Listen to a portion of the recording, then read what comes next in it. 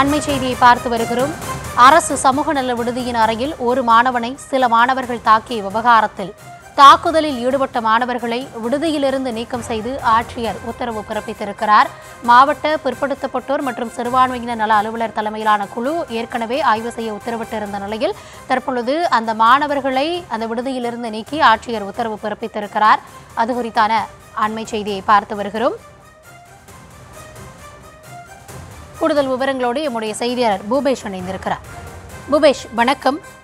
இந்த விவகாரம் தொடர்பாக இதுவரைக்கும் என்னென்ன நடவடிக்கைகள் மேற்கொள்ளப்பட்டிருக்கிறது? கூடுதல் விவரங்களை வழங்கலாம். வணக்கம் சோதரி.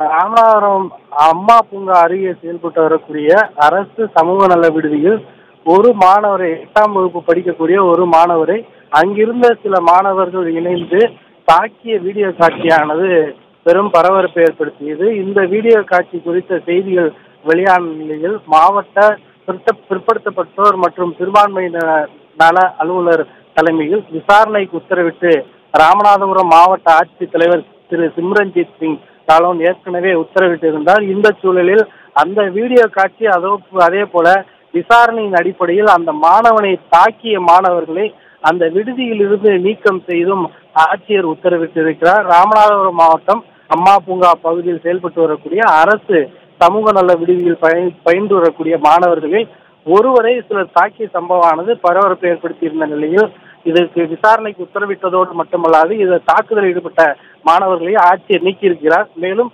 இதுபோன்ற சம்பவங்களில் ஈடுபடுவோர் மீது கடுமையான நடவடிக்கை எடுக்கப்படும் எனவும் இதனை துரிதமாக விசாரித்து உரிய நடவடிக்கை விரைவாக எடுக்கப்படும் எனவும் ஆட்சியர் தெரிவித்திருக்கிறார்.